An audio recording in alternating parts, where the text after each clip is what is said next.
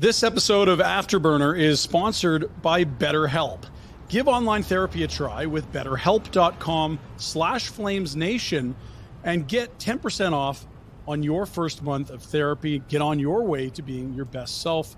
That is BetterHelp, HELP.com/FlamesNation. Hey, it's the holidays. What's your family tradition for gifts? Typically, we do a grandkids gift exchange. We will have a sibling and in-laws gift exchange, and we'll all pool some money to get a big gift for grandma and grandpa.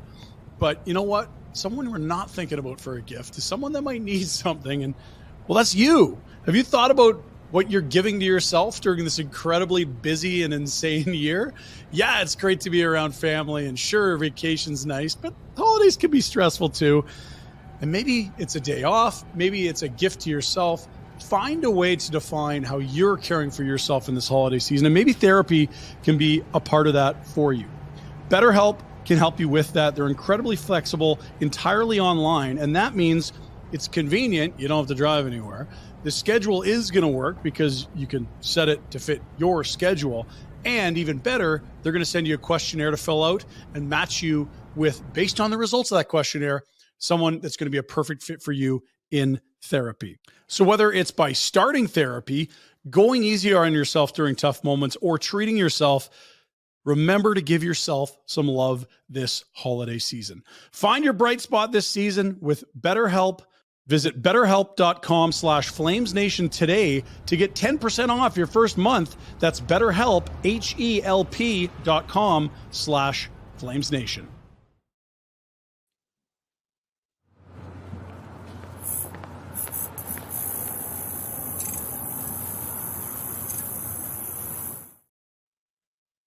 Well, good evening. Welcome to Afterburner. My name is Ryan Pinder alongside Cami Kepke. We witnessed a 4-3 victory for the visitors tonight, the Vancouver Canucks. And I believe, if I'm correct, the first loss of this homestand for the Calgary Flames. Welcome to Afterburner. Cami, how was your viewing experience this evening? I thought it was a fun game. Like, that was a great road showing by the Canucks. Honestly, like a truer representation of what Vancouver is compared to like that team that was just gassed that we saw 2 weeks ago. And like Calgary pummeled them then. So of course, Zadorov making his debut is going to be the big story. Trade pays early dividends, but I still think like Calgary's trending up. That was a lot better than what we've seen from them mostly through October, like November and into December. They're still looking pretty good.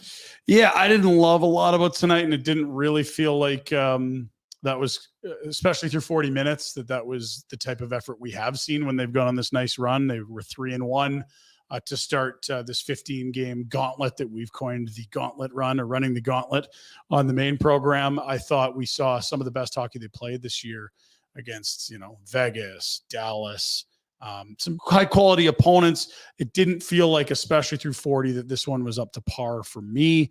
That said, I wouldn't call them outclassed though. Thatcher Demko was the better goalie. They were undisciplined in the first 40, and I thought they did a better job trying to swing things back in their direction in the third, albeit overcoming a couple of 2-goal deficits. But what did Markstrom do wrong? I don't think I'd say Markstrom did anything wrong, but it's a first shot goal, and the goal at the other end was better than you. And that's not to say that, you have to be the best goalie every night. The other guys drive nice cars too, but the Canucks were the better team tonight. The Canucks were the team that deserved a couple points. They get it tonight. And yes, the tasty irony of it all is that Nikita Zadorov, at least right now, is credited with the game-winning goal, albeit into an empty net and feeling not that important at the time it went in. Elias Lindholm's second of the night would actually make that the winner, as it is a 4-3 decision for Vancouver. One thing, we're on the same page here. I think when people watched that first meeting between the Calgary Flames and the Vancouver Canucks, there was a thought that like, oh yeah, like look at the Flames. This is a huge win. It was like Vancouver probably got into their beds at somewhere between 2 and 4 in the morning that night. They played at home against the Islanders. They arrived at 2 in the morning that night. Right. So you're talking about a team that's wiped, that played the night before with travel in the middle, and the Flames were ready to rock and played much better and earned 2 points. But this was a better look at the Canucks team that has them in a great spot through the first quarter pole of the season, and in a spot where they said, hey, let's not waste a hot start. They've already gone and bolstered the team with the addition of Zadorov that we saw last week. This was At a better look time, at that though, Canucks team. It is, but we can't discredit that Flames win over the Canucks because that was a huge turning point for them just in terms of their confidence of what they could do when they came in ready to roll. So even if it wasn't the Canucks at its best, it put Calgary in a position to succeed more going forward. Yeah, if you look at it, they get the win in Montreal. They come home and beat Vancouver first game back, and that's kind of been a bit of the run that they've been on. I mean, you could say it went back to Seattle when Connor Zary gets called up, and that's where things have really turned. But you're right; it was part of a nice run that this team's been on. Tonight, Vancouver the victor, and through 2 of the season series, each team has a regulation win, which I think is pretty appropriate at this juncture. And yeah, the Canucks look better and are better than what they were that night that they rolled in the wee hours and played the Flames. Any takeaways here from the contest tonight that stand out to you? Zadorov was the storyline, and I didn't think he was a central figure really until the empty netter that turned into the game winner. But it was many empty netters. Like I just went to the NHL stats page quick and can I sort this by empty netters? And alas, we can't. But we need better people working if we can't sort by empty netters. But Nikita Zadorov's first as a Vancouver Canuck is your winner, 4-2 your final. Zadorov's second of the season from another tall fellow, Tyler Myers. Interestingly, Zadorov was asked post-game because he was pointing. I was like, does he want the puck? Are we that crazy, Nikita? Did you really want to get out of here that bad that you want the puck? He said, no. I was pointing to Pettersson. It's his goal. And so Nikita thinks that this may have been all changed directions on the way. It's still his on the NHL's game sheet. So he may be wrong about that, but he was saying the pointing is he was, it wasn't go get me the puck. I'm finally out of Calgary. Imagine if it was though, because I do think Zadorov has a streak of petty. We saw that in his scrum before the game. Tell me about the scrum before the game, because I didn't see that. I did attend tonight's game for the first 2 periods and hauled out of there. It's been a busy Saturday, but we're okay. Here the first thing he said was, "It's business. I have to be professional." Okay. In terms of, I'm not going to say what I want to say. That's how you read that. I read it come on, my guy, you let your agent drop bomb in that room in the middle of a road trip. Professional, This is just saying the right things here. But he followed it up with, he was asked if he wished the trade request had been handled privately. He's like, nope, I'm happy with where I'm at right now. Yeah. And so if you had an inkling that when Nikita Zadorov was calling out teammates earlier before the outdoor game and then went to Edmonton and was the worst player on the ice and then had a trade request publicly after he played a good game in Toronto and then was again one of the worst players on the ice in Ottawa the next day, and you thought maybe this isn't the leader that he thinks he is when he's speaking out loud. I don't know that anything that happened today is going to change anyone's mind about that. And if you're the Calgary Flames, he's turned into the perfect villain, has he not? He's full villain. Did Calgary need another reason to hate Vancouver? It doesn't hurt to have more, but there is one more reason. As he and Tyler Myers have formed 13 feet of third pairing defensemen. Man, they're you remember in the Little Rascals when the kids sit on each other's shoulders in trench coats to go to try get a loan? That's what that defensive pairing looks like to me. BoJack Horseman, the same thing happened. It's really? A little more for adults, but same idea. Trench coat, 2 people on shoulders. 4-3 your final, Zadorov with the game winner. My feel on him, and I don't think it's, we've talked about it on the show and I kind of just alluded to it. People were giving him a lot of credit for calling teammates out. And I think it was interpreted by a lot of the fan base when they had that rough start. There's a leader. That's a guy who cares. Why aren't other people doing this? I love this guy. But it just is a little bit two-faced when you want to be the, look at me, I'm going to lead this group, follow my charge. And then anytime he did that, he was awful when it happened. And then 2 weeks later, he's like, you know what? I'm out of here. It's just business. Well, maybe this is why Nikita Zadorov's on his 5th team. And maybe when his agent said he's Calgary's best defenseman, you would also sort of support that case that Nikita Zadorov thinks he's a better player than he is, even though he's slotted on a 3rd pair at his new destination. Maybe it's not all 5 teams that have had Nikita Zadorov that are wrong about how good Nikita Zadorov is. And he's an effective player. I think he's an awesome 5. He's a guy that adds physicality. He's a type of player you want in the spring. I think he's a better player leaving Calgary than he was when he arrived here for a 3rd rounder from Chicago. But I still think if he wants to play on contending caliber teams, he's a 3rd pairing defenseman. And that's not the vibe that I get from him and his agent. And that's okay. he's allowed to think he's a 1, 2, 3, or 4, or that he runs a power play. I just don't think he's right. But at the same time, like, careers are short in this industry. I can't begrudge a man who wants to go get that bag. Yeah. And in his Q&As that he's done with Vancouver media, he talks about like putting on, 2011 era highlights to pump himself up before his junior games. He talks about how like Naslund was one of the players he idolized growing up. Which is like weird. I assumed he would have picked a D-man, but it's like, man, if like this is the fit for you, if you were really jealous of Bo Horvat, like his former junior teammate when he got drafted by Vancouver, here's your chance. Get your life. Yeah. Prove this is the one where it's going to stick. Yeah. And look, I mean, if you're the Calgary Flames, you really didn't hold his feet to the fire. He asked out, he got out right away. I didn't think they'd get less if they waited on Nikita Zadorov, as other teams got more cap space. And I also don't think he was awful in the room. I think it's probably better without him, but I don't think this was a huge problem we have to get rid of. And so when he and his agent go public, which is not good for the Calgary Flames, I think it kind of hurts the Flames a little if you're just like, yep, it's 3 weeks later, get him out of here. And maybe it was a month, but I think that if I recall correctly, that trade request was, well, I have it right here because it was after the Toronto game. Why guess when we could just look at the actual facts? Well, you look that up. This is really random, but yes. When the new arena was announced and they had that big press conference outside the Saddle Dome, they had like, of course, Lanny and the alumni, all those political figures, but they had 3 current Flames at the time. Stone, Zadorov, retired, Mangiapane. Still here, but struggling. The trade request was made on Friday, November 10th, when his agent was on Twitter talking about, this and that. And, hey, Leafs fans, look at this. And post-game, off we were to the circus. The next day they play in Ottawa. Nikita had a really big play on a goal. It was a Senators goal, but he did factor into the game.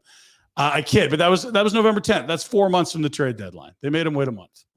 And I will say, like, I'm really intrigued. I know Michael Backlund's on After Hours tonight, but like probably the biggest stand he took during his captaincy was like talking to guys on the team and saying, get all of this out of the room. Yeah. Like while Z was still there, like we need to shut this down, like at least for now. Yeah. And the thing is that the Flames were never going to keep Nikita Zadorov and walk him to free agency. They were either going to give him his bag or trade him to a team that was better, or at least in a contending position.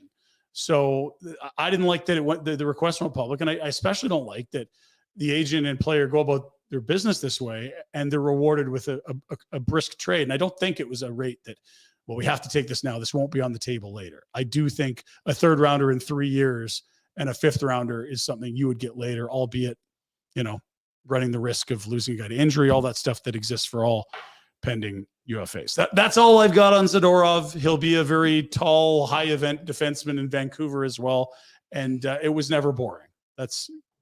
What are agents going to do if Twitter one day becomes no longer a thing, or X or whatever? Yeah, it'll be different social medias that they ask out on.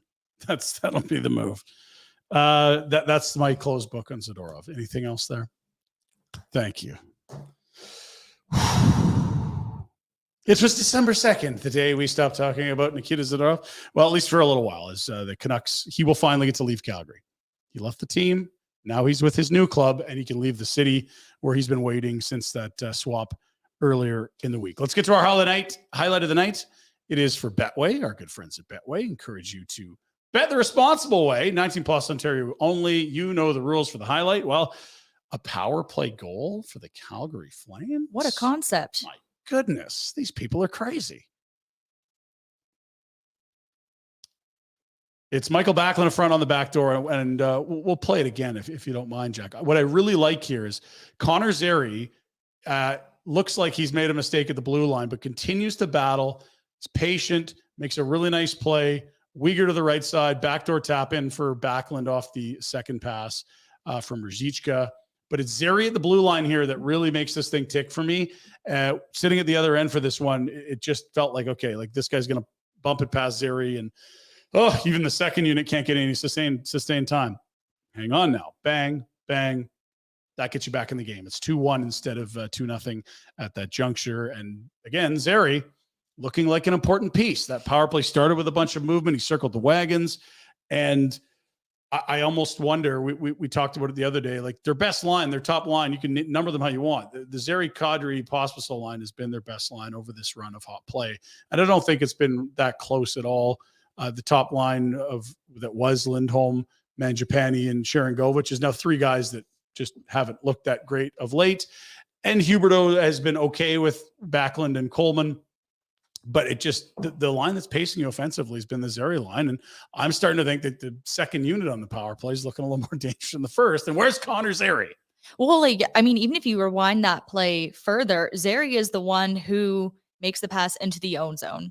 Like, he did so much on that play, and like the strength it took to manage to hold in that puck as it was this close to coming out of the zone, and then like hang on to the puck for 3 seconds, holding off the defenders, able to pass it out to Weegar, to Ruzicka. And then, of course, that's where backsteps at home, but it doesn't happen if Zary doesn't protect as well as he did.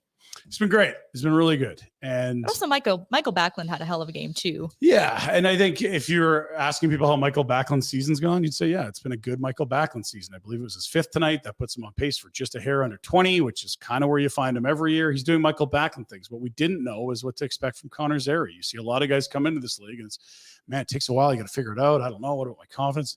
He's been a jolt of energy to this club. He's been like the paddles to the chest of this club. He arrived in that and was put on Kadri's line, and it's been their best hockey they've played all season since. So tip of the cap to the Rook, who is the central figure on our Betway highlight of the night, albeit not showing up on the score sheet because there were the 2 other players that got to pass it before Backlund tucked it in. I'll say he's getting up there in terms of like ice time among rookies. He's at 7th. He's averaging just over average time on ice. He more than 15 minutes a game, and he had over 17 last night out. Lower than that tonight, though, for sure.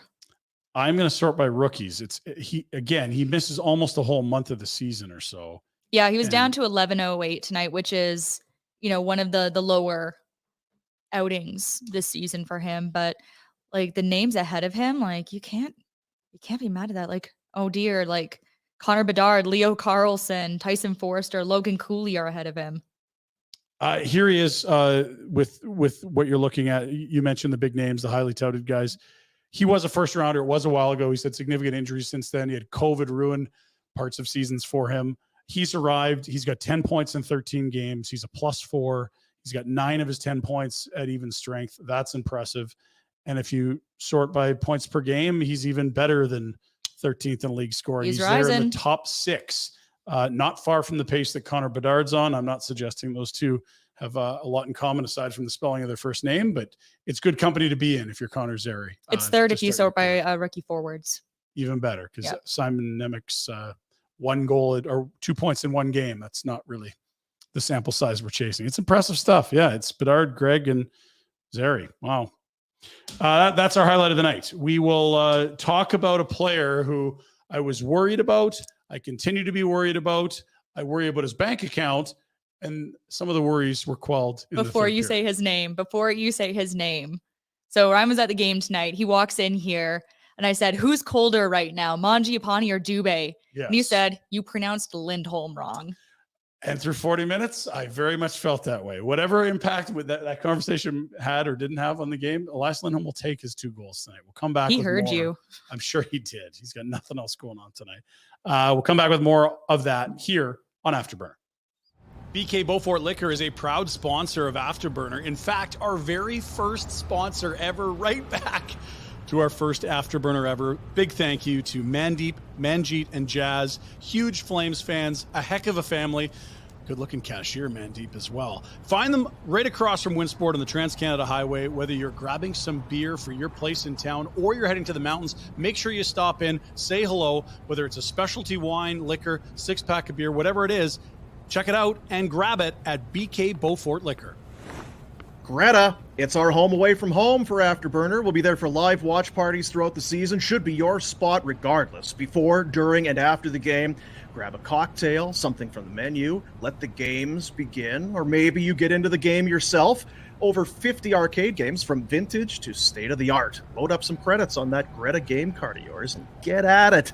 Greta Calgary, located at 213 10th Avenue Southwest. Check them out online, gretabar.com. Coming up in January, we'd love you to be there with us. We are going to Phoenix the 11th to 13th of January. It is the Barn Burner vacation to see the Flames take on the Coyotes. We got your hotels, we got your flights, we got your game tickets. Go to nationgear.ca to book yourself a spot. $14.99 based on double occupancy.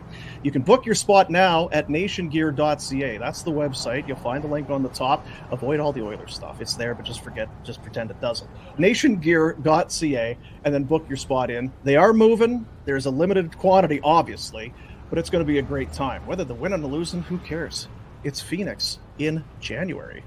Go and watch some hockey. Hang out. Have a heck of a time. nationgear.ca, once again, to book yourself in for that. And it's brought to you by Alberta Blue Cross. Memorable moments with Alberta Blue Cross. It's about cherishing past moments and making new ones. Alberta Blue Cross Travel Insurance helps you protect your memories and more. Wherever travel takes you, visit ab.bluecross.ca/travel for more information. Alberta Blue Cross, celebrating life's memorable moments inspired by hockey. It's hockey season. Get ready to cheer on your favorite teams with us at the Stage Bar at the Grey Eagle Resort and Casino. Enjoy the game on one of their huge, large screens with friends, drinks, and delicious food. Let's go. Visit GreyEagleResortAndCasino.ca for more information. How about this information? Happy hour. Doesn't get much happier than this. 3 hours of happy hour. Let's make the most of the day and your afternoons with great drinks and food. Join us at the Stage Bar and Blaze Bar and Grill for the new happy hour. Every day, 2 till 5. Great food, specialty drinks, all starting at $5. Visit GreyEagleResortAndCasino.ca for more information.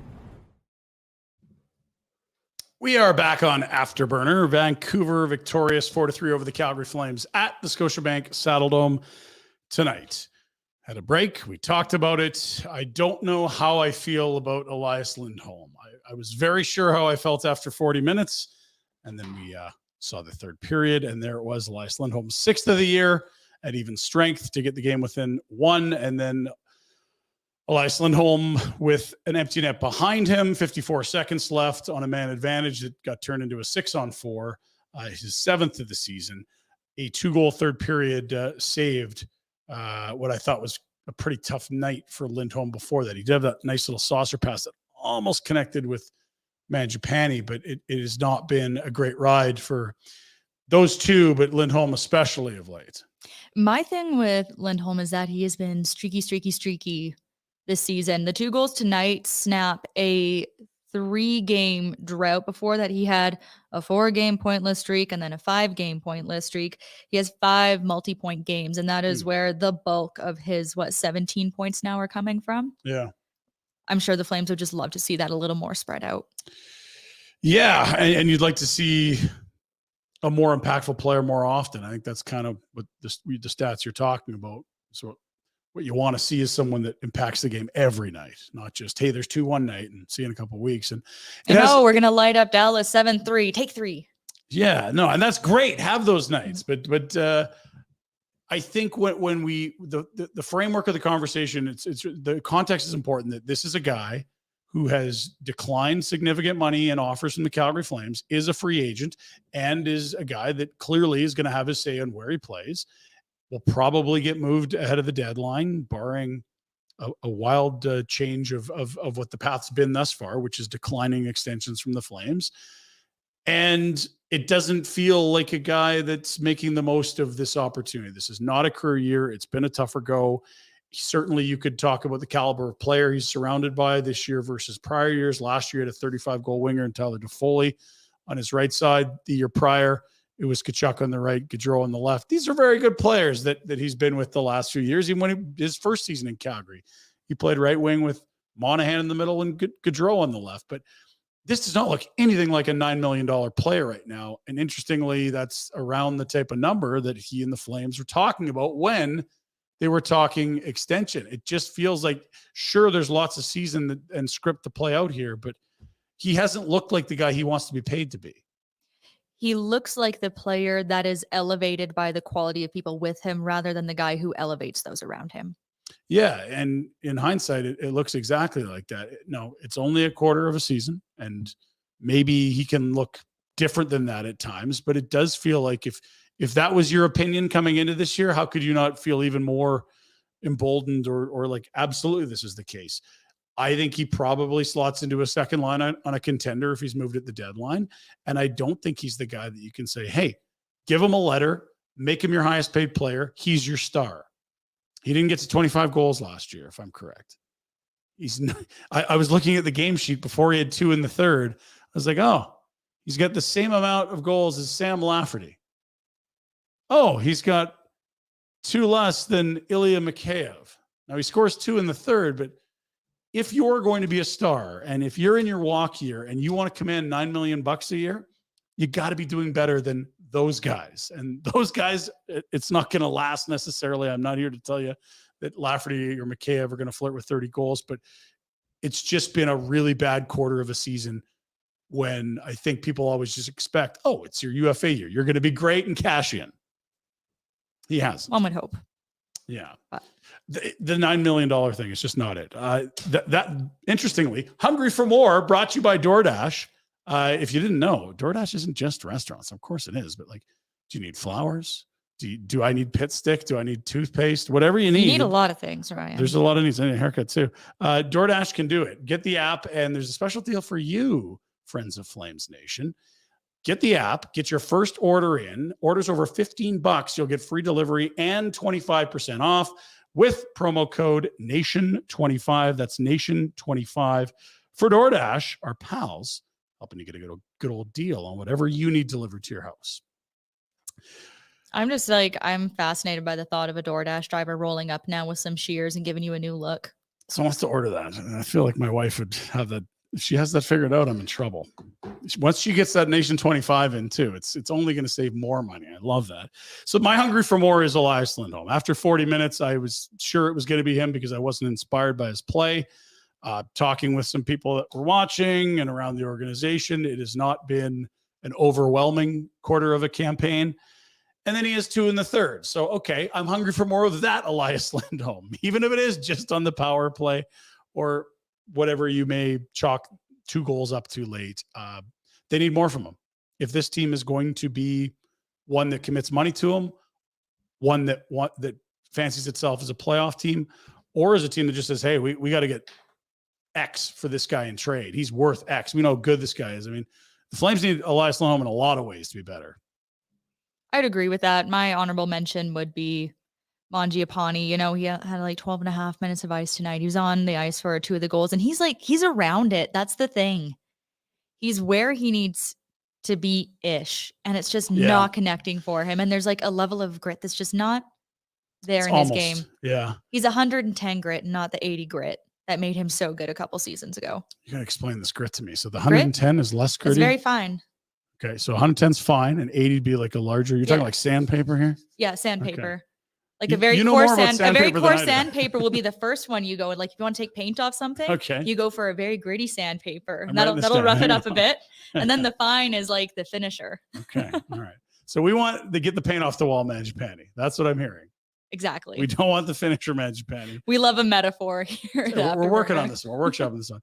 And I think you're saying he's close is pretty accurate. Like I thought the play that I can't stop thinking about tonight, Lindholm sauces one over a stick. It's a 2-on-1 and it's a tap in if Mangiapane can get it. And he just misses by a matter of inches. And I feel like that would have made it 2-2 at that point. I might be wrong, but it was just a glorious opportunity for the Calgary Flames on a night where they didn't get a bunch of bounces. There was one that was ever so close to a goal. And he was in on 2 2-on-1s tonight.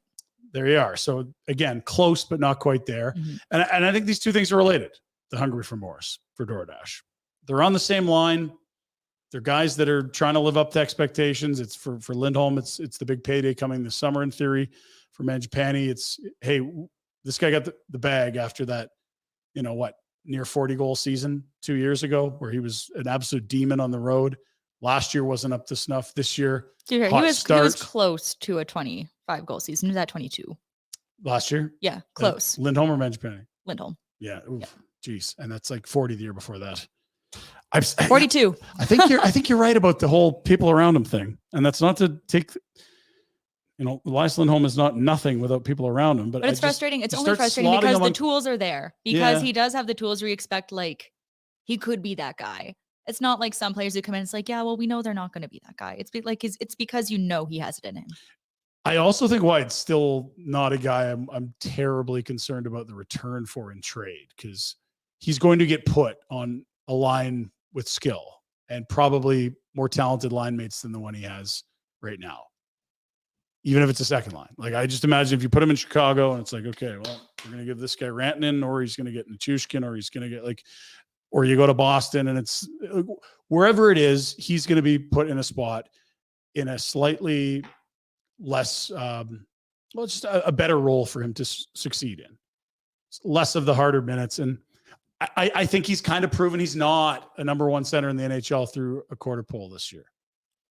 Maybe not a first on a contending team, but even like, there's not even any shame in that with like a contending team. Cause it's like, man, a contending team, their second lines are like the first lines on any other normal team. Yeah. And I think it's like, it's Bergeron light. That's what you're buying here. Don't expect the huge offense, although it has happened in certain years. Do expect a guy that can play power play, penalty kill, even strength, big minutes, other teams' top lines. But yeah, I think if anyone's trying to buy a 40 goal scorer, they're not looking in the Lindholm aisle. That was a career year. And until he gets line mates as good as Gaudreau and Tkachuk again, I'm not holding my breath. Consider him all-purpose flour. Okay. You've gone from the grit to a cooking analogy. I'm even more out of my element now. Thank you. So what we're mixing the flour with determines on what it's. You got to explain the metaphor now. It was the all-purpose part. Okay. I was really driving the bus on that one. We'll workshop that and get back with more metaphors here in a moment. That's your Hungry for More for DoorDash. Promo code NATION25, free delivery on orders over $15. Your first order with the DoorDash app. And of course, that 25% off with Nation25. Love to see that. Big thank you to DoorDash. A couple other items I wanted to talk about on this game. There's a couple moments that I thought, okay, if the Flames come back and get a point, force overtime, win this thing, remember these. Minute and a second of 5-on-3 time. Overlapping minors. The penalty kill was great tonight in a sense that it almost cost them the game through 40. I just thought this team's too undisciplined, and you can't continue to give this Vancouver team that has a lot of high-end skill. You think about the seasons that you're getting from Hughes, Besser, Pettersson, amongst others, that JT Miller certainly. You can't keep giving this group power plays or you're toast. It's the fourth best power play in the league coming into this game, but the first one, the Flames didn't even allow them a shot. And then you get 61 seconds of 5-on-3, and they're already up at the contest, and you're thinking, okay, this could be it. It happened at the 4:01 mark. Tanev goes off for holding. The 5-minute mark, Coleman for a cross check. It was Elias Pettersson zone entry where he gave him the wood right in the kidneys, if I remember it correctly. And then he casually rang one off the post.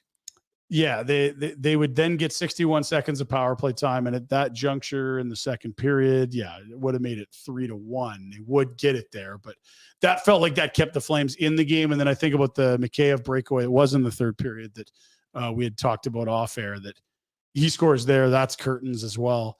There were some moments where it was like, we're close here. Even after in that 2-man advantage, right after the first penalty expired, Markstrom made a huge save on Kuzmenko, like right in the slot.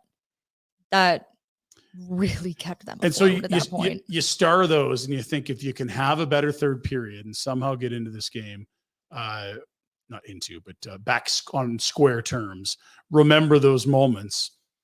It's a 4-3 final. We will remember those less, but things I was thinking about tonight. The penalty kill made this the closer than maybe it could have even been. If you give Vancouver 61 seconds of 5-on-3, they're scoring most of the damn time. So, tip of the cap to the penalty killers. Okay. I had someone text me this, and I thought they were crazy, and then I started texting other people about it. The ice tonight. For a couple nights. People were falling around. It's been bouncy. Puck has been bouncing. It's not different pucks. Now, there are different pucks, but they're treated the same way and they bounce the same. I believe there was an event at the Dome last night, which is why we saw people skating at Max Bell yesterday. Mm-hmm. I don't know if it was a comedian or something, but the ice, I had someone note, why is the ice so bad? Okay. Text. Yeah, the ice has been shit again, and the ice has been shit rather regularly here. And, there was an event last night. It's like, isn't the Saddle Dome it's like the second busiest hockey arena in North America? Like, it's behind. That would surprise me. But what did LA rename their building? Crypto Crypto.com has 2 NBA teams and an NHL team and would be busy every night of the year. But the Saddle Dome is up there. It's not unbusy. No, the Saddle Dome, that's fact. Like, it's one of the busiest, and that must be wreaking havoc on them. Like, I do not envy those ice makers whatsoever. I don't know what the enough about ice making, but certainly events aren't good. I also don't know how old the plant is. I don't know that in newer buildings you do this with better ice, or if it's just a straight how much action is going on around the ice. It's going to be worse. How do you mitigate it? Why are extremely busy facilities better ice? Like a Toronto example would be super busy arena, but it wasn't good tonight. I wrote that down as something that surprised me. And I do think it was worse last game. Okay. Yeah. And I honestly, it was the first time I'd thought about the ice, but no, like ice differs actually greatly from sport to sport. You're obviously curling is like you want the ice pebbled, but speed skating you want harder ice, figure skating a softer ice, and then that hockey again is different. I don't know why. I learned that at the Olympic Oval once. We're learning a lot about Cami here. This is good stuff. I kill at bar trivia. I was just saying. I think you'd be good at name that tune and then some trivia at the pub for sure. You'd be a ringer. We've got sandpaper, flour, ice making, Swiss Army knife over there. Well done. Okay, we'll take a break in a moment, but first, we called it the Gauntlet Run. It is a game of a run of 15 games the Calgary Flames have that lead up to Christmas. All teams they play -2, I would consider either a Stanley Cup contender or a threat to win their division as it stands. I think it's the toughest stretch of hockey the Calgary Flames will play all year. They were 3-1 out of the gate. Impressive performances early in said run. Tonight's loss drops them to 3-2. We're also in the midst of a 6-game homestand. Let's take a look at the road ahead for Village Honda. Village Honda, some pre-owned vehicles, 70 plus on the lot up in the Northwest Auto Mall, and also 400 available through the dealer group. Check them out. Say hello. They're also collecting food donations for the Veterans Food Bank as well. So go say hello to the folks at Village Honda up in the Northwest Auto Mall. The road ahead, Cami, is what? Coming up after the break, because my laptop just died and the charger's right over there. Okay, you'll get the charger. We'll have the road ahead in a moment. Stay with us on Afterburner. Derek Newman of Newman Deems Real Estate Group with CIR Realty are proud sponsors of Afterburner. Born and raised in Calgary, Derek not only loves talking sports, golfing, but he's an avid sports fan. He's happy to talk sports or real estate with you. Complimentary in-house staging consultations, finding homes not on the market. If you're buying for the first time or a seasoned seller of homes, chat with Derek and he'll help you achieve your goals. If you're interested in buying or selling in the greater Calgary area, call Derek or text him at 403-619-6661 and let Derek put his network to work for you. That's Derek Newman for Newman Deans Real Estate Group with CIR Realty. One of the first things I do every Monday is head over to dailyfaceoff.com and I click on the Wendy's Fantasy Survivor Pool. Here's all it is. You got to pick some overs or unders, whether it's a point, a goal, hits, a team shot total, a win. You survive on Monday, you live to see another day, and you can earn major points towards Wendy's in the process. Wendy's is letting you win real food with your fantasy teams this year with the Wendy's Daily Face-Off Survivor Pool. For those of you who dream of smoking the competition, Wendy's is rewarding you with weekly prizes that'll have you winning despite your lack of winning combinations. But here's the big secret to lineups. It's all serendipitous. Like Wendy's new limited edition chicken strips and French toast sticks. Sometimes the best teammates are the ones you'd least suspect.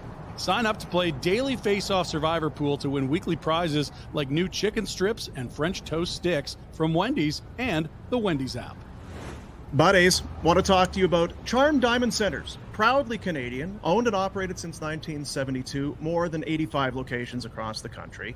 Custom ring building delivered in less than 4 weeks. It's the Charm Masterpiece Program, unbeatable pricing policy.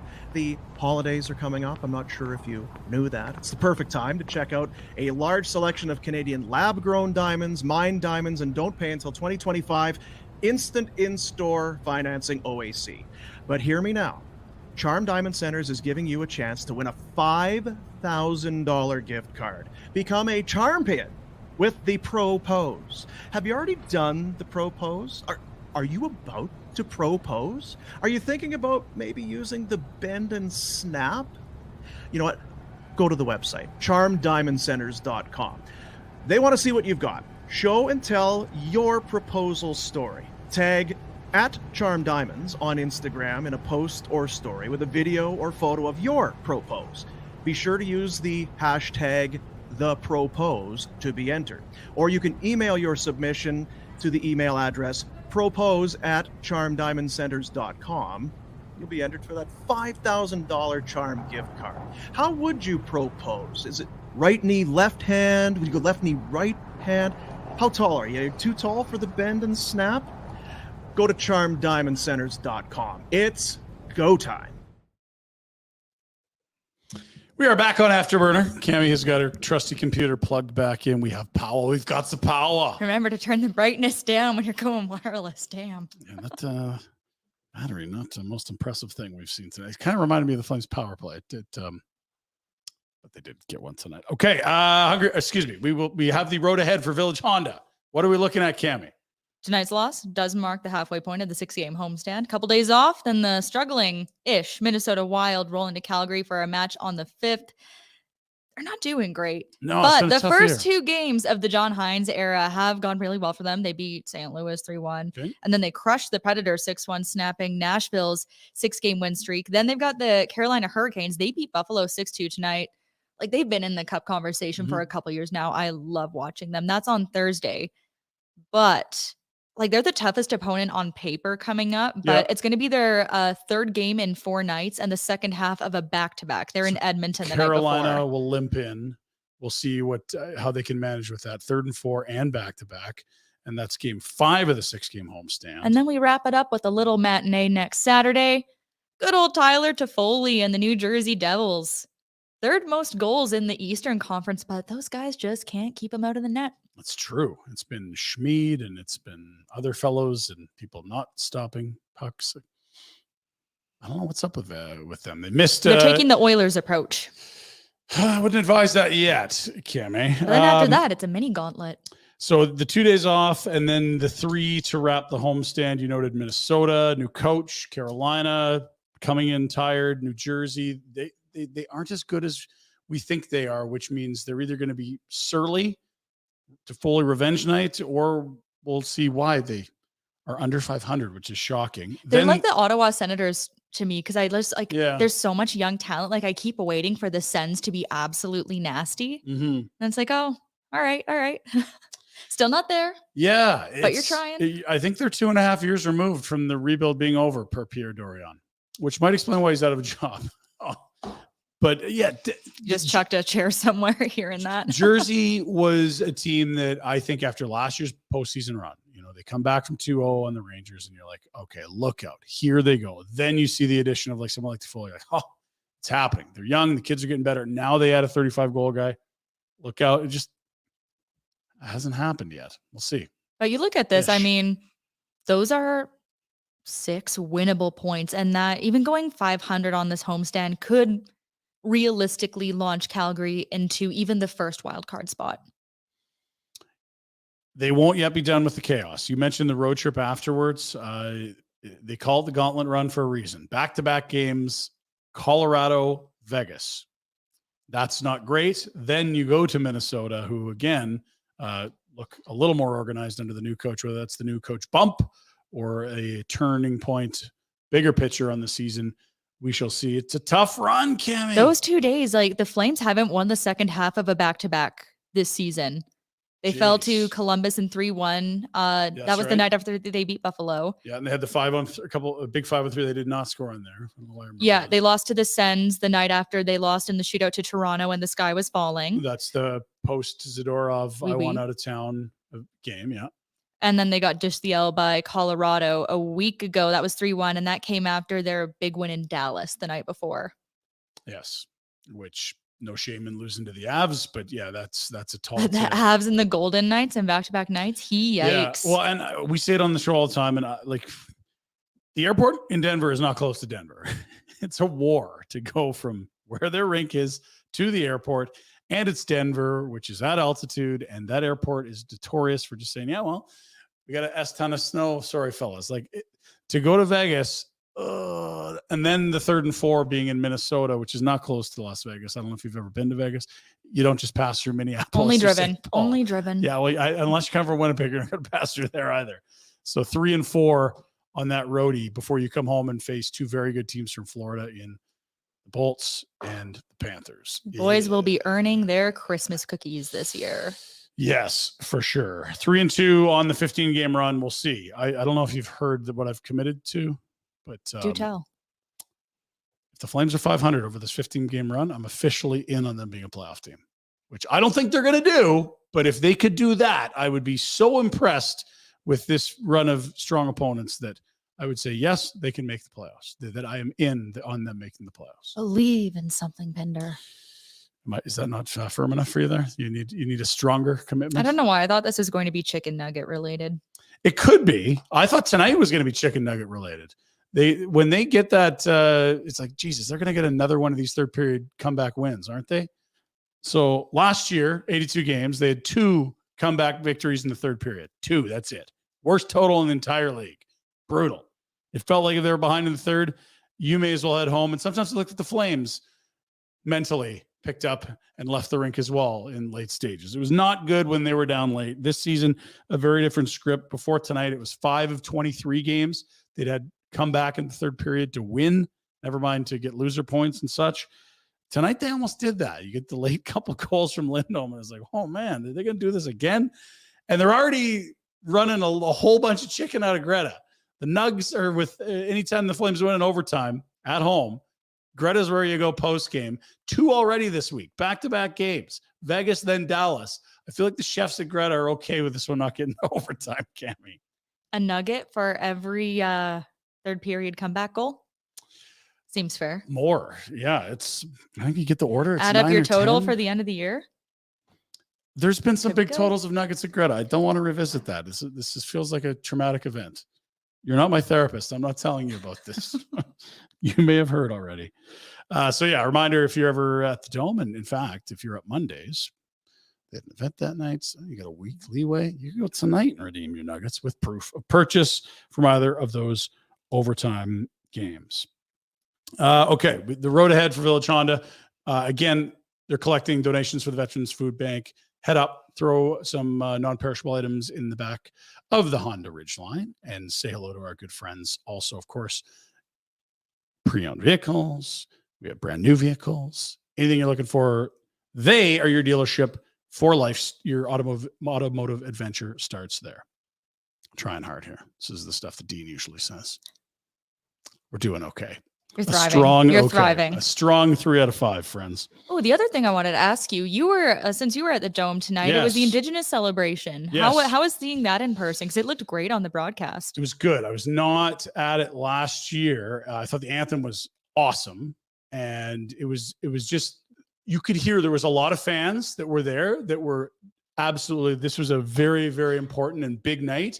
And I heard a lot of cheering and whistling and like well into like, okay, the last 10 seconds of the anthem, we all get hyped up. It's Hockey Night in Canada, but this is a big moment for a large portion of people that live where we live here in the Treaty 7 lands. And I think it's important that the team sure does it, but that people, it's not just a token thing. It's like there were people at the game tonight that would not have been there otherwise. They were absolutely fired. It was a big deal to them. That's great. No, it was cool to see like the young people from each of the Treaty 7 territories being represented. Then the elders. Yeah. I don't know if that might have been a commercial. Oh my break. gosh. No, like we saw them and like that, those are some important people and it's tough getting everyone in a room at the same time. But even before having like the elders visit the team and share a prayer with them, we saw the gifts from Siksika Nation to Bax and Huska, the beaded gloves and the twist on the blasty with the war pony necklace. Like that stuff is so cool. It makes you like really proud of the place we live to see that part of Alberta's culture like brought into the game. And it shows us too, like, when you compare it to like what it looks like in like Vancouver, for example, to see the differences in the art and regalia between like Treaty 7 nations and like the Squamish, the Musqueam, the Tsleil-Waututh nations. Like, you want to look at like Marc-Andre Fleury's mask. It's just such a cool aspect of the game. And I would love to see more of it. And Rene Bourque, more Rene Bourque for the people. Rene Bourque got a good rise for sure. But yeah, I'm sour that they can't do the cool jerseys. Vancouver's jerseys have always been phenomenal, whether it's Pride Night or whether is it called Diwali, I believe, Diwali, yep. Which is I believe a big important holiday in Indian culture, and then the First Nations groups as well for their nights. Like all those jerseys are phenomenal. I mean, that's just Vancouver. And here I thought, okay, like is it Chinese New Year? The one where Lunar New Year. Lunar New Year. Thank you. That was a phenomenal jersey last Black History year. Month jersey with all the tributes to Iggy was great. But even if you go down to the Hitman, I think honestly the jersey that I see around town the most that isn't the like Every your Child Matters jersey. It's the orange Every Child Matters jersey. Cool. Yeah. Those jerseys are unbelievable. And jerseys like that are fun. It just feels like, why is the league so hard up against having fun?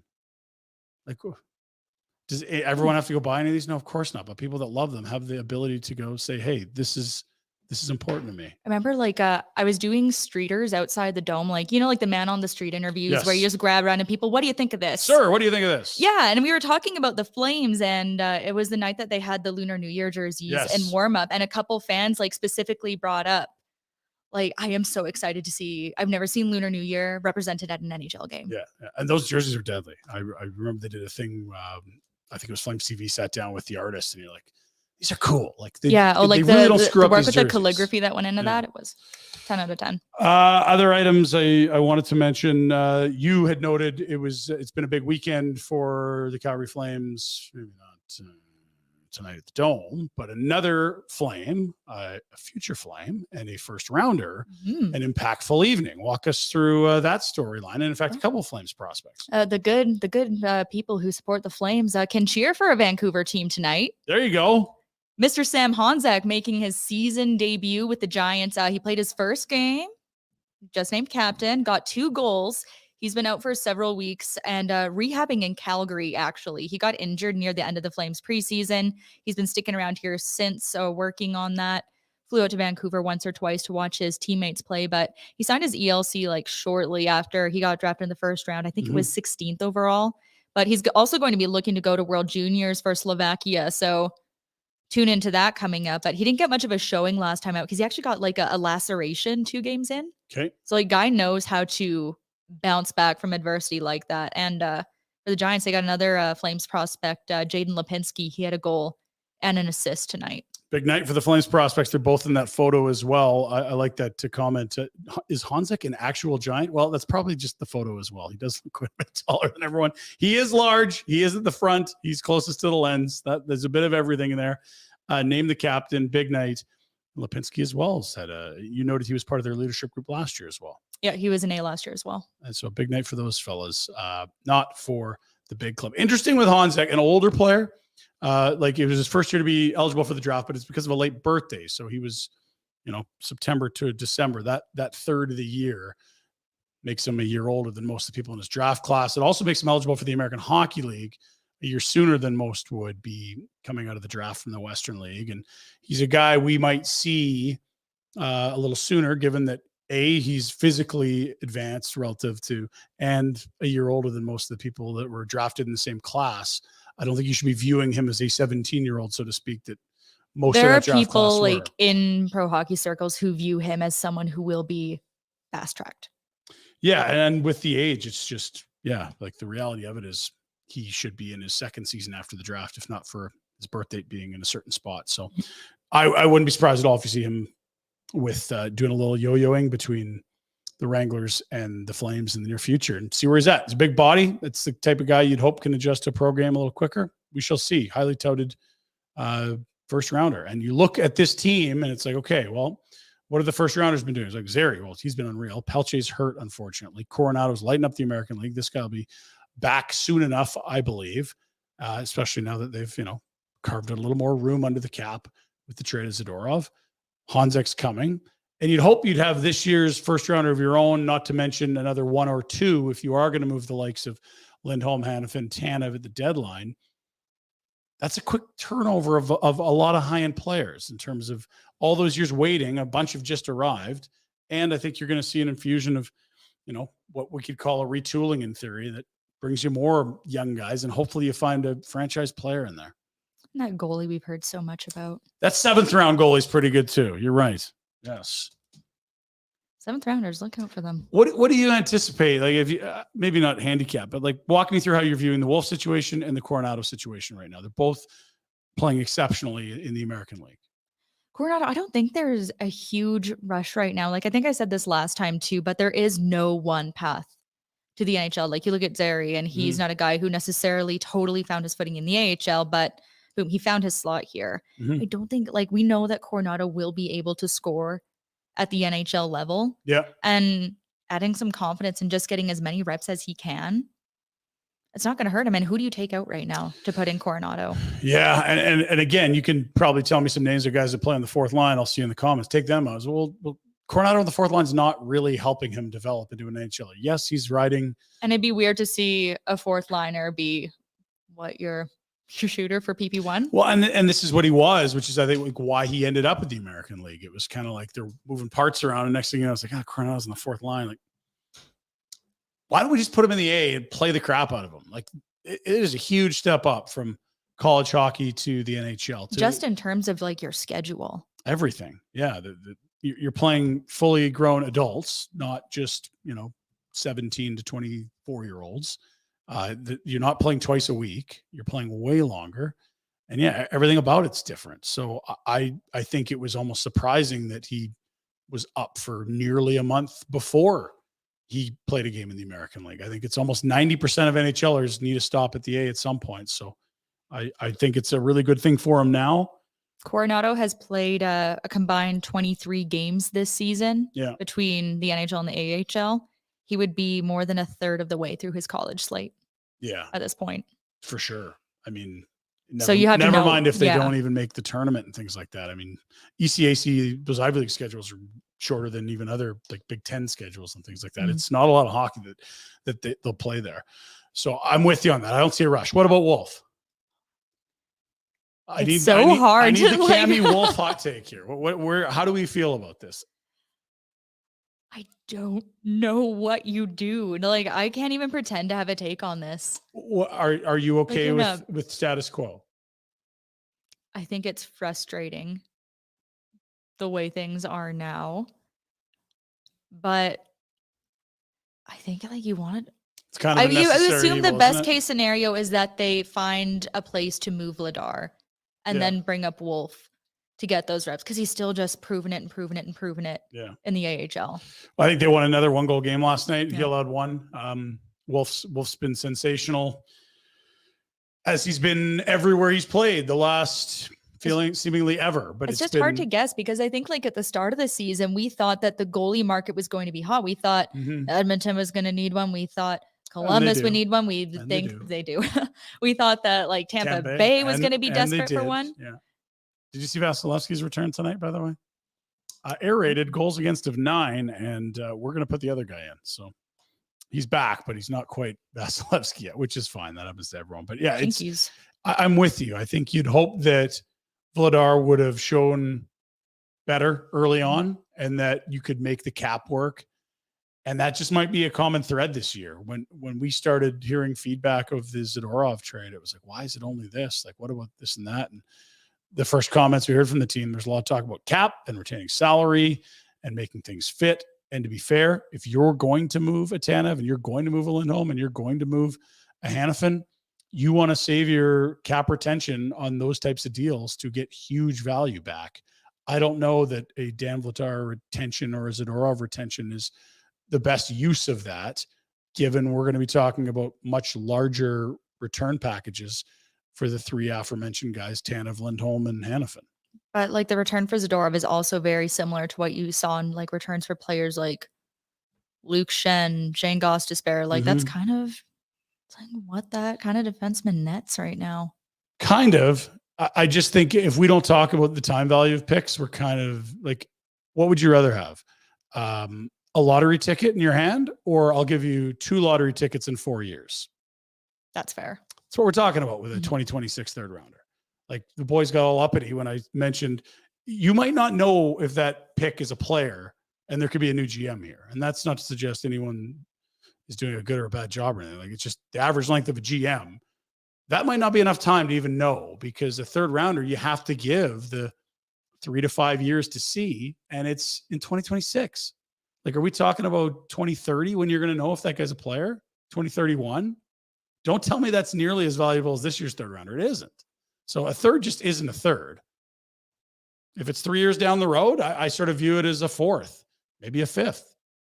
Like I would trade 2/3 in 2026 for one this year. I don't have to wait until 2030 to have an asset.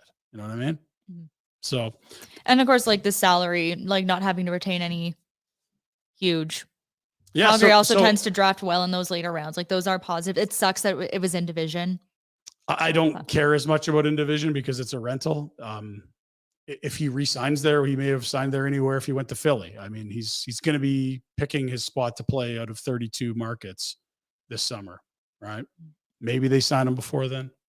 I don't really care. It's a third pair defenseman. If you trade Jerome McGinley to Vancouver, that philosophically I don't line up with. It's a third pair defender. And so you are not up to shipping Vladar to Edmonton? Edmonton's different because I'm irrational with Edmonton. And I don't know. I'm very much in favor of the Flames making deals with Edmonton that they absolutely cannot lose and rake the Oilers over the coals with, but I don't see that happening. A la Neil and Lucic. Both sides called that a win, but I think Calgary would do it again. I think Edmonton would too, to be fair. Where was we here? Yeah, I asked you, okay, so Wolf and Coronado. And what would you do with Wolf right now? Well, I think it's status quo, and I think patience is what you preach, and I think maybe you find a way to get another Wolf taste. Like I look at that 3 and 4 on the road that we talked about in the road ahead for Village Honda, where it's like you're in Colorado, you're in Vegas, then you're in Minnesota. You don't need to have one of those goalies out for morning skate if they're going to be traveling and playing. Like send Vladar to Vegas now, or like 2 days ahead. Let Markstrom and Wolf go to Colorado. Then Vladar doesn't have to come in at 4 a.m. to his hotel room in Vegas and play the next day. And then Dustin Wolf, you can start in Minnesota. And no one is feeling burnt out playing, 3 and 4. The group in front of them is going to be tired to begin with. Imagine the optics of that. How tall is Dan Vladar? 6'6" or 7. Imagine that guy just being like, can I please have the extra legroom? They're not going to send him on a PJ to Vegas ahead of the rest of the team. He'd be economy on WestJet. I don't care how he gets there, but I just think when you have cap space, you have roster spots, why wouldn't you be smarter about, it's your day off, Dan. Come stay late and let the scratches shoot on you. That's not an off day. You're staying later. You're later to leave the rink than the starter. Use Wolf. Anyway, I think he is going to play a lot after the deadline would be my guess in the NHL. Not there yet. Patience, son. Let's get to some questions. We do that with our good pal Jack, who's producing from his humble abode. Jack, what do we got for questions and comments? Question here, could we have got more of return for Zadorov who dealt that? I believe this to be true. Now, obviously the stipulation that, a healthy Zadorov, right? Because anyone could get hurt and you get nothing for them. Magic beans, gone. But I do think a big part of what we heard from the Flames had a lot to do with when they traded him. People accrue cap space as the season continues. Flexibility now. Well, they wanted flexibility now, but what they forgot is that all the teams that would be bidding for Zadorov have less flexibility now than they would have at the deadline. I think you get more for Nikita Zadorov on March 7th than you do on November 30 or whatever the date was. That's just when people overpay.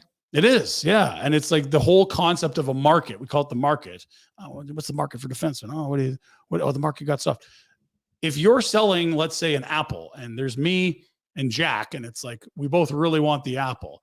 Gosh, we both want the apple. Now, if the market closes in a minute, or it's like, it's 3 hours away, we might just wait and say, you know what?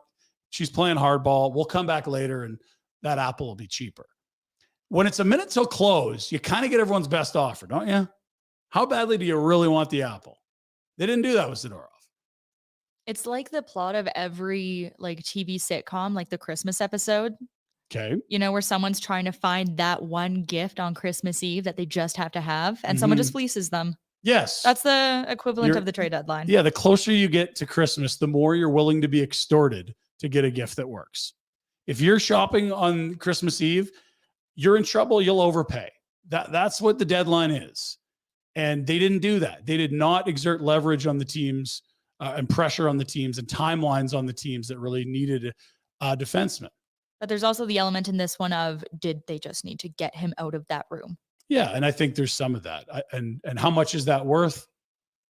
I mean, you can really get down some rabbit holes on that. But I'll tell you this, and just to be clear, if it was this year's third and a fifth, I'm much happier with this deal. This year's third is a more valuable asset significantly in my mind than one in 2026 when the world may or may not exist, Cami. We could say always looking on the bright side.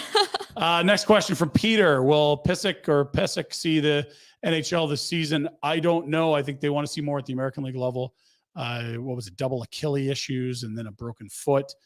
He is a first rounder when he was selected. He is organizational depth at this point. I will say this. If you're going to trade Tanev and Hanifin and you don't get a return of Oliver Shillington, there will be ice for people. And that means you, Osterley, and you, Gilbert, and you, DeSimone, and you, Solovyov, and maybe even you, Pysyk. Yes, he hasn't played since 22, correct? Yeah, missed the whole year and then got hurt on a PTO with Pittsburgh this year. Yeah, so you definitely want to see like what he's got at the AHL level first. Well, but more than 500 games. Like, maybe that's just like a little How old is he, Cami? Low depth. Do you have it in front of you? Security. Got 1,000 tabs. Yeah, sorry. Fine. Clicking through. You have it in front of you. So a guy that's played a lot of NHL hockey, but also a guy that I think it's a fringy player in the NHL.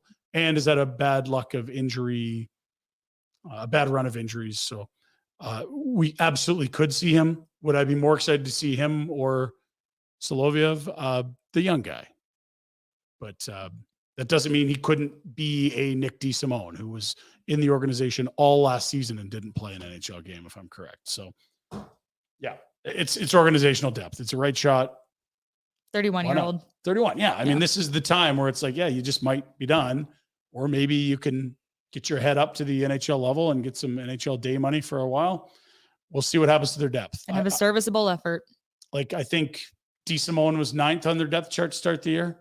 So you've got your top four, which would be Uyghur, Anderson, Hanifin, Tanev. You had Shillington slotted in. Hasn't happened, but you did. Zadorov would have been you on that pair. There's your 5 and 6. Then you would have had Gilbert, Osterley, 7, 8, DeSimone 9. Solovyov comes up. That's 10. Like you're way down in the depth already. We've seen some guys. It wouldn't be crazy to see Pysyk, but I don't think this is like a guy that's going to change the season, or he wouldn't be on waivers right away. Mm-hmm. Hey guys, are we expecting Shillington back soon? I have no expectations of a timeline here, and if you see him, it's fantastic. There just isn't a timeline attached to this. There is no like, okay, now look at the schedule. The deadline is here, and then we'll put him right here. This is not that. This is not a bone. This does not have a week to week or month to month tag to it. There is no timeline. So I don't expect to be able to give you a timeline on when he's back. Yeah, I think this is not one where you want to speculate. But if I was going to, like, anyway, but no, like if he's back around the team, he's practicing now. Is baseless speculation. If you don't mind, I just want to try this. I would say though, like if he's actively participating and practicing with the team, that's a good sign. Not before the new year.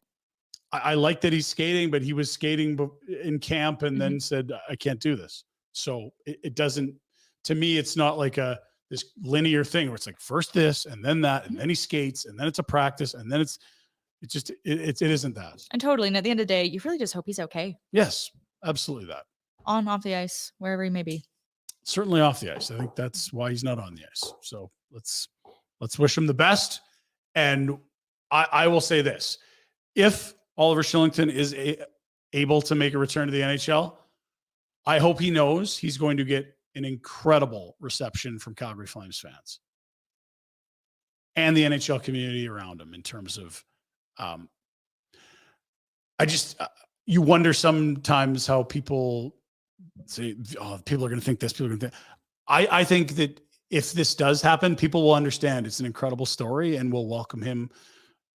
I don't want to say as a hero, but like as someone that they're all very proud that could make it back to the NHL. The same way that they celebrate guys who, just go through so much, whether it's personal, whether it's mental, whether it's injuries, they're celebrated when they come back. Yes. Like I think of Matt Stajan and what his family went through. I think of people that massive injuries return to play hockey. That's the only thing I say. I really want to see it because I think it would be such a feel-good thing for the team, the city, and especially the human. Good question. Well said. Okay. What else have we got, Jack? Any other questions for us here? Look at this, an hour and 9 minutes. Cami and Pinder. Jesus, shut up, guys. Who would you say is the Flames' best right winger? In terms of actual right wingers, they don't really have any. They do have some, how many people that actually shoot right that play on the right side? Ooh, not many. I don't know. I mean, Pospisil's minutes went down tonight. He's had a nice little run here to start his career, but I wouldn't be surprised to think that he could end up lower in the lineup than that, what I would call their first or second line now with Zary and Kadri. I don't think it's that. I would love it to be Yegor Sharangovich. We've seen him play on the left side a bit, but also play the right. Walker Duehr has not played at all. He's been awful this year. When he has played, awful is probably too strong of a word, but unimpactful for a guy that all you wanted to do was be impactful. Dylan Dubé's playing the right. He's all played middle and left. They don't have a good one, friends. They had one good one last year. They traded him this summer. Title's up for grabs. Absolutely up for grabs. Blake Coleman's probably been their best right winger, and he's a left shot guy playing the right side. This just in, since the Jerome Iginla trade, Flames actively looking for a right winger, right shot right winger. Still. Tale as old as time. I do see one question in the chat here. Did Z get booed? Oh, yes. Yeah, Zadorov did get a healthy smatter of booze. Now, people would say, oh, it was a mixed response. Well, yeah, because there was like 1,000 Canucks fans there, and they're happy to have Zadorov. There was not a lot of Flames fans. You know what? No, like you ask out. And I think just sort of the timeline for me was a bit telling that you'd publicly challenge teammates, talk about working as a group, and then when it was best for you and not your team to go public with this, you did. It was not the cleanest break we've ever seen. No. And so, this is sports. We get to shake our fists and make villains. He's absolutely that for Calgary fans. And I think Canucks fans should be happy they got him. I think he's a great number 5 defenseman in this league. Just not more. Canucks Twitter is going to roast him for, the one gaffe that he is often due for per game. It's the Zadorov roller coaster. There's ups and downs. Yeah. Is it the Zadorov roller coaster and the chaos giraffe? Is that what it is? I just think of him and Tyler Myers, and it's like that might be the most high event pair in the NHL. They can change light bulbs on the ladder, and it's like you never know what's next. Other than that, we don't know much. It could be great. It could be awful. Hey, I'm just reading a comment from David here. It seems like right shot, right winger is hard to get via trades as right shot D-men, making drafting such respective wingers and D-men perhaps quite important. The Flames have tons of right shot D, by the way. Like they do. Uyghur's a right that plays the left side. Tanev's a righty. Rasmus Anderson's a righty. Mark Pesic, feature cap. No, I'm just kidding. He's a righty. I think D. Simone's a righty as well, but for some reason, it's been just impossible to get righties on the forward ranks, and they've had an embarrassment of riches on the right side of their blue lines. Coronado's a right winger. That's right, King Chronic. He's with the Wranglers right now. He's their best right winger in the A, no doubt. Other thoughts? Seinfeld Kessel. A few years ago, I'd agree with you. I don't know that that's going to push the tempo here. He'd bring something to the table. Charisma. He'd bring Phil Kessel to the table. Phil Hot Dog Kessel. That's right. Forever a hero. The first time I ever saw him play at the Saddle Dome, he was with the Penguins then, and people were chanting, "Let's go hot dogs." Okay. Interesting. Hot Dog King. Well, and of course, he won in the end. Famously, he had it was in Toronto before he was traded to Pittsburgh that Steve Simmons wrote what many have researched and believed to be as a total hack piece that is not based in truth, based on the article's description of a hot dog vendor that Phil allegedly visited as part of his daily routine. But the people that went and did the things said, okay, well, we know where he lives, we know where the rink is, and we know where this has been described. Do you think he's walking 6 kilometers for street meat in Toronto? No, you can go to any corner and get that. This feels a little fabricated, but he's definitely not been afraid to wear that label, whether it was born out of truth or not. He filled the hot dog full of Stanley Cups in Toronto, which might have been the ultimate revenge. I love that for him. That's the best. Also, what do you think? What do you think would pan out better? What would you rather have? The Yager as a Flame or Kessel as a Flame? How do you think that tenure would compare? Well, I just wish we got more Yager. I wish we didn't have bad groin Yager because he was actually fine. He led the team in plus minus that year, friends. Not my favorite stat, but he did. I think Yager. I think there's legends and then there's icons of the sport. And I think Yager's in a different class. So I will stick with Yager. Steve Stimman.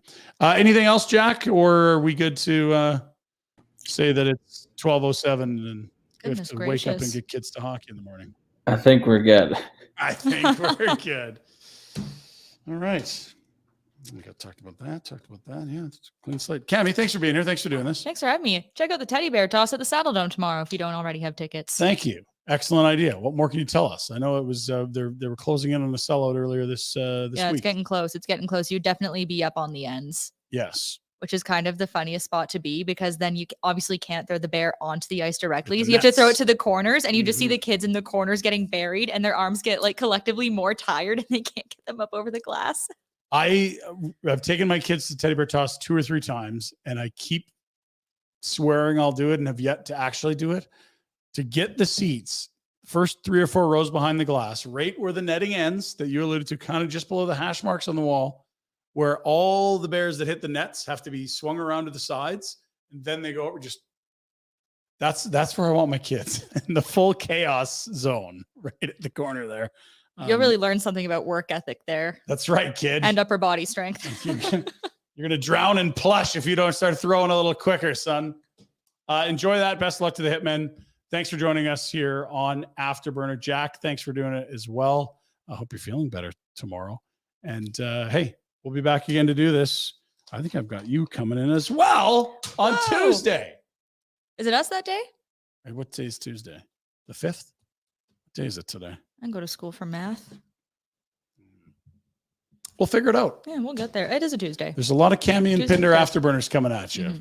If you saw Fridays after our burn burner, you'll understand why. Thanks for being here. We'll talk again soon.